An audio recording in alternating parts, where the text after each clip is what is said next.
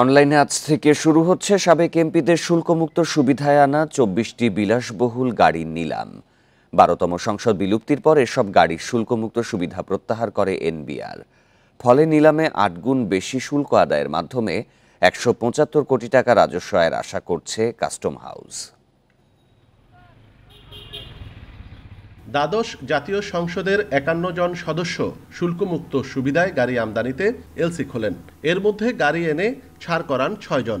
আগস্টে আওয়ামী লীগ সরকার পতনের পর আমদানি করা এসব গাড়ির শুল্কমুক্ত সুবিধা বাতিল করে এনবিআর। এরপর ফরিদপুর ৩ আসনের সাবেক সাংসদ একে আজাদ শুল্ক কর দিয়ে ১ কোটি ৩ লাখ টাকার একটি গাড়ি ৮ কোটি ৫৪ লাখ টাকায় ছাড় করান।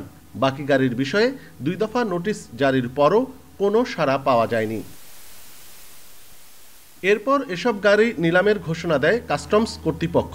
শুল্কমুক্ত সুবিধায় আনা গাড়িগুলোর মধ্যে প্রথম ধাপে ২৪টি গাড়ি অনলাইন নিলামে তোলা হচ্ছে। ফেব্রুয়ারির প্রথম সপ্তাহে এসব গাড়ি সরাসরি দেখতে পারবেন ক্রেতারা। কিছু গাড়ির তালিকা বন্দর থেকে আমাদের কাছে সরবরাহ করেছে, যেটা আমরা আরএল বলি, যেটু আমদানি করা হয়েছে কিন্তু এখন পর্যন্ত খালাস করা হয়নি। 24টা গাড়ি যেটা আমদানি করা সব থেকে সাবেক সংসদ সদস্য, বিগত যে সংসদ যেটা ছিল সেটার তারা সংসদ সদস্য ছিলেন। সংশ্লিষ্টরা বলছেন, বিলাসবহুল এসব গাড়ি যাতে নিলাম প্রক্রিয়ার কারণে নষ্ট না হয় সেদিকে খেয়াল রাখতে হবে। এটার দাম যদি 14 কোটি হয়, নিশ্চয়ই 14 কোটি টাকা দিয়ে তিনি কিনতে চাইবেন না, আরেকটু হয়তো কম হবে।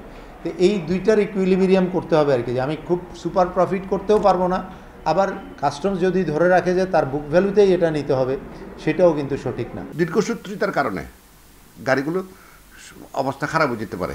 সুবিধার জন্য আমরা একটা মতামত দিতে চাই যে এই গাড়িগুলোকে কোনোভাবে ওই প্রক্রিয়ার মধ্যে, দীর্ঘসূত্রিতার প্রক্রিয়ার মধ্যে যাতে ফেলা না হয়।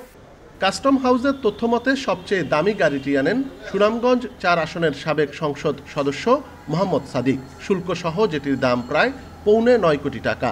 আর সবচেয়ে কম ৫ কোটি ৬৩ লাখ টাকা দামের গাড়ি এনেছেন ময়মনসিংহ ৭ আসনের সাবেক এমপি এবিএম আনিসুজ্জামান। অনুপম শীল, ইন্ডিপেন্ডেন্ট নিউজ, চট্টগ্রাম।